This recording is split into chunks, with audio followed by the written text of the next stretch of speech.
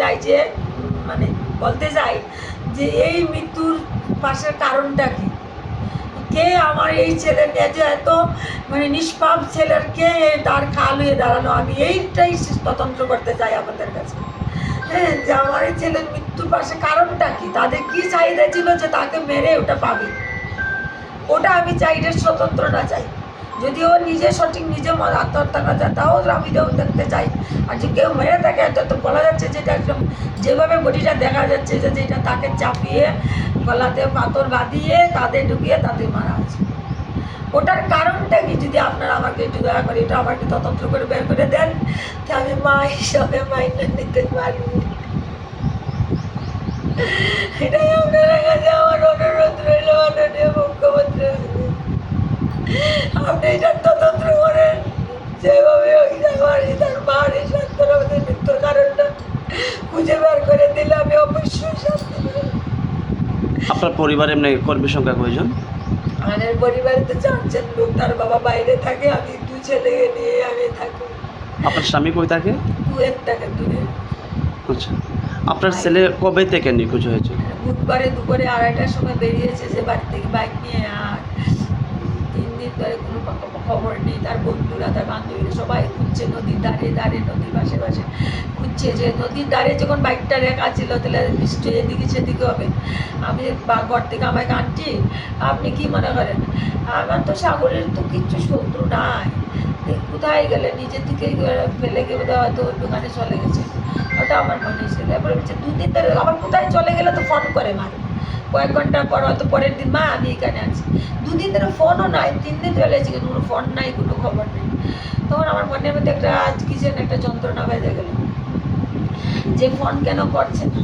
তখন সন্ধ্যার সময়, শুক্রবারে সন্ধ্যার সময় হঠাৎ করে দেখা গেল যে একটা মৃত্যু দেহ পাওয়া গেছে দুধপুর এমন জায়গাতে,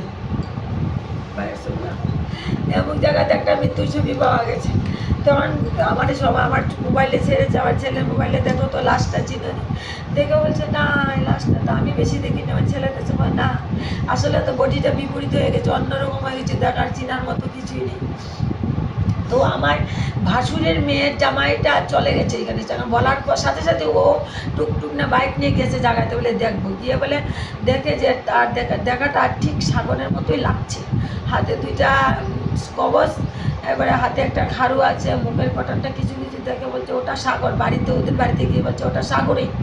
পরের দিন আমার ভাই ফোন করছে তুই ভালো করে ভিডিওটা দেখছিস নি মোবাইলে? বলে ভিডিও তো দেখছি না, আমি দেখতে যাই না। তুই মা দেখ ভালো হয়ে আমার কিচ্ছু হয়ে না। তারপর তার জেঠু বললো চলো আমরা গিয়ে দেখি, আগে বটিটা দেখতে লাগবো। নিয়ে গেল আমাদের কুমারঘাট থানাতে, বললো যে ডিএসপি না এসপি না আসলে হবে না।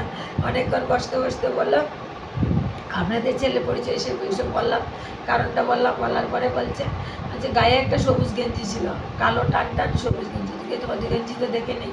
এই কথা বলার পরে আবার তার বলছে ঠিক আছে আমরা আবার জায়গাটাকে ভালো করে তদন্ত করে দেখবো। তো তদন্ত করে দেখে যখন গেঞ্জিটা পাওয়া গেছে, গেঞ্জিটা পেয়ে পাওয়া যাওয়ার পরে তারা ভিডিও কল করে আমার মোবাইলে ছাড়ছে, দেখেন তো এটা আপনি গেঞ্জিটা, এইটাই তো আমার ছেলের গেঞ্জি।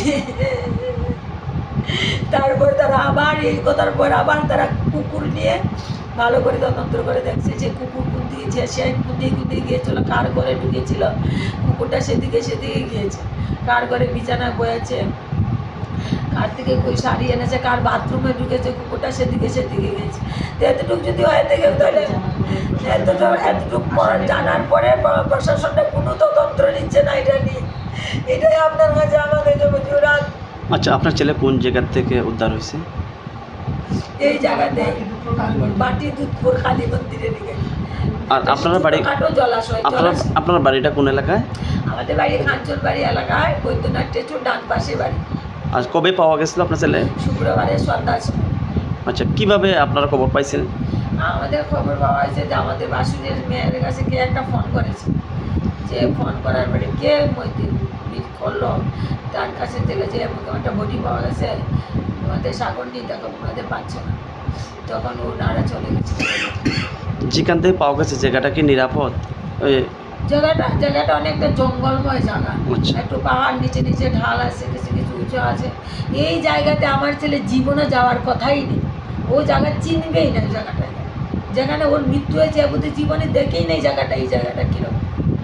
তো ওই জায়গাটা আর বাইকটা যেখানে রেখেছে দুধপুর ব্রিজের এখানে, ওই বাইকটার কাছ থেকে 2-2.5 কিলোমিটার দূরে, 2-2.5 কিলোমিটার দূরে ছেলেটা বাইক রেখে কোথায় খুঁজতে যাবে এখানে মৃত্যু অনুভাবে বলে। এই জায়গাটায় খুঁজে সবাই বলছে এই জায়গাটায় খুঁজে তো পাওয়ার জায়গা না। ঠিক আছে, আমার ছেলে যদি গিয়ে থাকেও, নিজের ইচ্ছায় গিয়ে থাকেও, যদি কেউ বলে আমাকে মেরে ফেল, তারপরেও তো কোনো মানুষ চাইবে যে একটা জীবকে হত্যা করি?